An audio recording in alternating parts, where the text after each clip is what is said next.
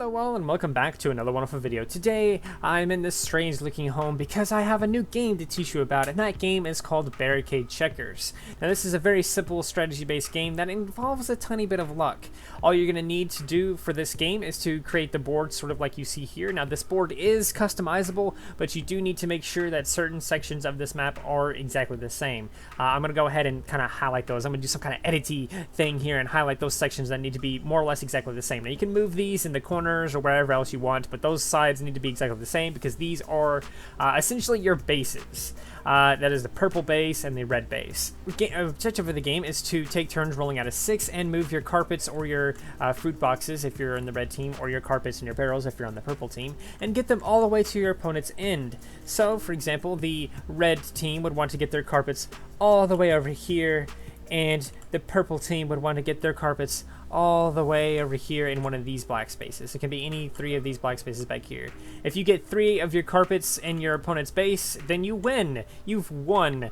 Isn't that lovely? But how do you move? How do you move?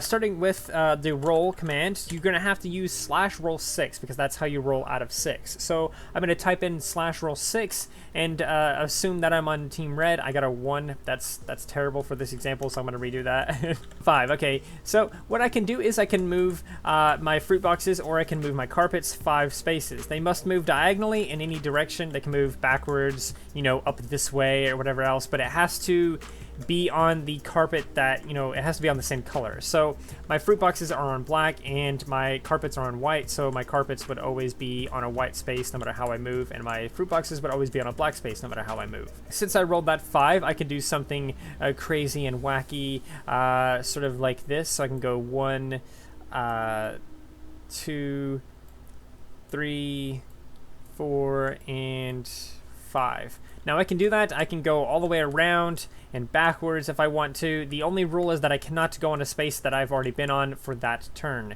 So if I had rolled a 6 and this was my 5th spot, I can't just go right back to there because I'm moving backwards, you know, to the same space I've already been on this turn. So that's a little bit of how the movement works. The same thing applies for the fruit boxes and the barrels. All you're going to do is just move them 1 space at a time. So 1, 2, 3, and 4, and 5. So you can move that like that. Same thing with the barrels. They're exactly the same. They're just on a different color tile.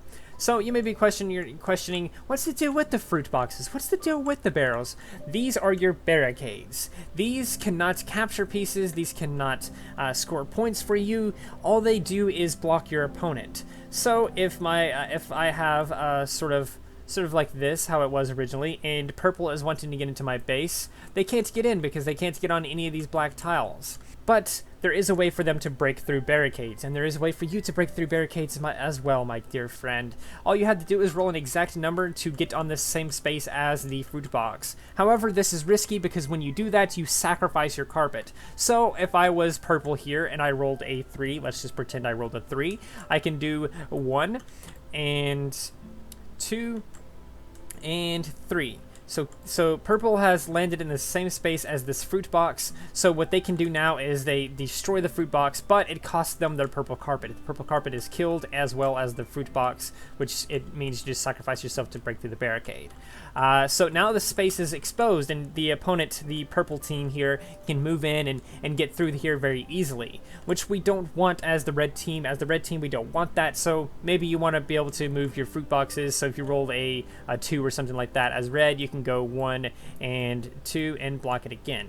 However, this sacrificing your way through, you know, the barricades and everything like that is a little bit different when you only have 1 carpet left. So let's pretend purple only has 1 carpet left, and they're right here or whatever, and they roll some 2 or something like that. They roll a 2. They can still do 1 and 2. They land exactly where the fruit box is, but since it's their only carpet left, they don't have to sacrifice their carpet to do so, and instead the barricade is destroyed on its own. That way, you know, the opponent still has a chance to get through, even if they only have one space left, even if they only have one piece left. So that's a way for you to break through barricades, and that's sort of how barricades work and everything like that. If you want to, you can go super crazy here and completely block in your opponent. So if the red team somehow got their fruit boxes way back here and they did something like this, that's very, very horrible to the purple team here, because they have to roll an exact number to get through these barricades. Otherwise, they're not going to be able to. Otherwise, they're not going to be able to get through. So they're going to have to roll like a 2. And here's the thing about that as well: if you're trapped and you can't get through, and in 3 turns. So in this scenario here, purple would have 3 turns to get through these barrels, these fruit boxes here, and if they don't, then they automatically lose because they've been locked behind there for too long. That rule is in place so that the game doesn't go on infinitely. So that's another way for you to win. You can trap your opponents, you can capture all of their pieces, or you can score 3 points on your opponent's for your opponent, against your opponent. So let's load the house again, and let's talk about capturing, because that's something I've mentioned a couple of times here.